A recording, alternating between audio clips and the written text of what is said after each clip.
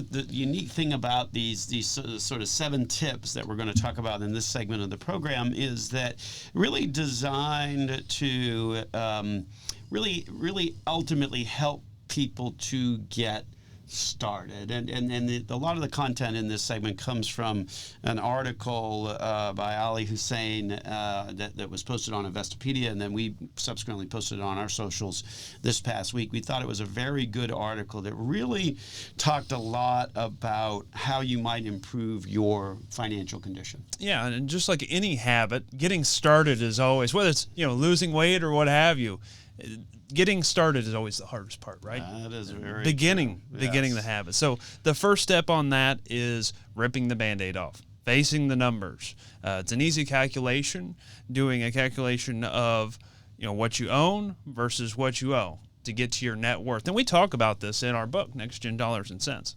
No, absolutely, and that's one of the biggest reasons why we're also kind of about to publish the companion workbook as well. The release date for that is going to be October the 10th, and so that's a companion workbook. And of course, one of the things in there, much like you just referenced, is sort of a net worth worksheet. So the purpose of the workbook is, as the name describes, to help you work through some of those financial concepts that we went into great detail in our book, Next Gen Dollars and Cents. So make sure that you call the office and reserve your complimentary copy of that workbook. We're doing some pre-order, pre-sale kind of stuff.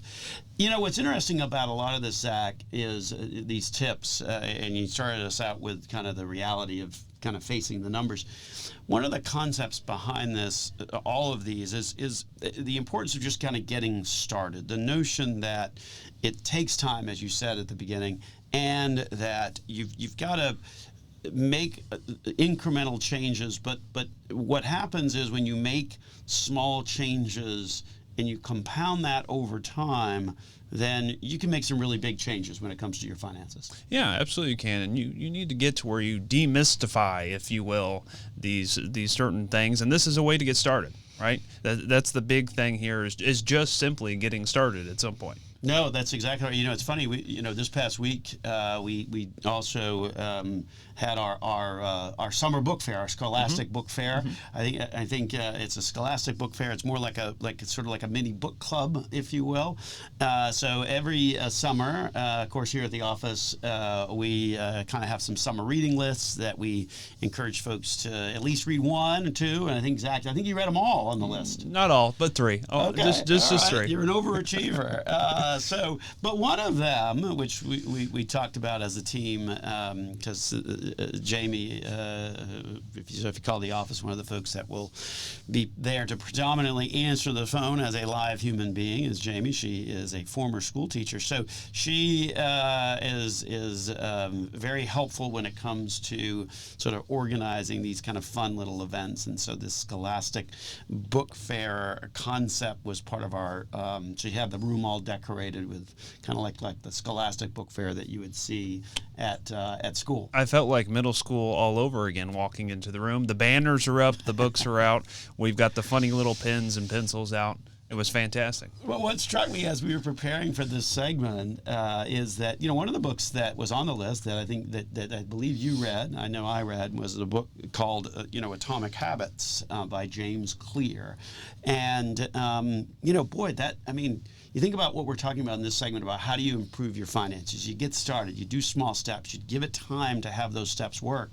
That's the whole concept of Atomic Habits, isn't it? Absolutely. And it's like the old analogy of how to eat an elephant. One bite at a time, I guess. Right. Supposedly. There you go. There's the punchline on that. Small changes over time make big changes. Tip number 1, obviously, face the numbers. Look at those things like net worth, things like that. What's second on the list? So another interesting thing, and we do also talk about this in the Next Gen Dollars and Cents book, is the 50-30-20 rule, and that breaks out to be 50% necessity, 30% discretionary, and 20% savings. Just a way to kind of form a bucket system, if you will, for your money. Yeah, so the whole point of having a realistic budget, I mean, that 50-30-20 rule is a great way to kind of utilize the budgeting and to help create different compartments within that budget that are going to ultimately work well for you to help improve your finances. And one of the things that folks can do to help improve their finances is when it comes to a budget, really, I think the biggest issue that people do is they get overwhelmed or they overcomplicate it. Make sure that your budget is simple. Make sure it's easy to use and to update. And in that regard, one of the other tips is to automate things. Absolutely. Absolutely. Automating is very important, and actually it just takes the stress off of you. That reminds me kind of a story of meeting with a client that we sat together, and they're like, Zach, I keep getting these late payments. And of course, if you make payment late, a lot of times there's a fee on there, varying fees, sometimes $5-10, sometimes like $50 nowadays. They can add up quick. Get very expensive. And they came and said, well, how do I solve this? And I said, I know the answer here. Let's put a budget together and let's automate. Right. Let's automate what's important to you. And then that way it's just out of your brain at that point. It just rolls on its own. Great add-on when you think about budgeting and sticking with it, the notion of then trying to automate some payments, automate not just payments but also savings as well, because that will certainly help to do that. And then one of the things that you may want to even put in that automate category is setting aside money for an emergency fund.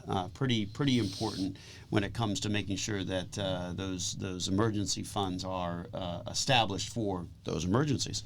Yeah, absolutely. Very important. There's actually a statistic that we had found from Bankrate, a report from Bankrate, and this is just makes my stomach turn a little bit. I just feel worried when I read this stat that most Americans, 59% of Americans, cannot afford a $1,000 emergency in today's America. Yeah, no, that is some troubling statistic. The other part of that, and we talked about that, I think on a prior show as well, is but yet 37% of Americans have experienced that or experienced that on a regular annual basis. So pretty important to get that emergency savings squared away.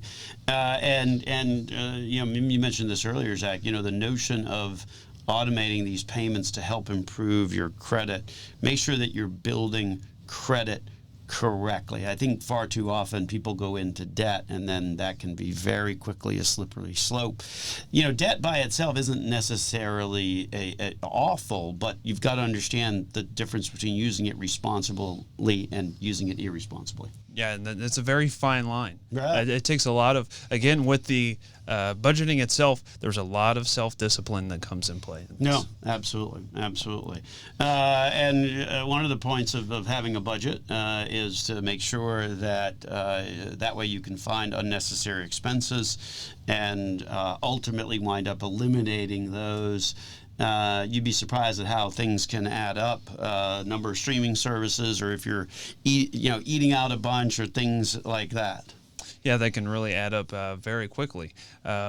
Specifically, say like a bar. You go out to it's a weekend, if you will. So you go out to a bar. Those drinks can add up very, very quickly. So one of the suggestions would be to maybe go to a friend's house and get together and make drinks there instead. Become your own expert cocktail craftsman, if you will, as a way to save money. Man, that is probably most people haven't heard that on a financial show as a tip to become better in your finances. But figure out how to make your own drinks. There's like $20 at some places when you're going out and dining.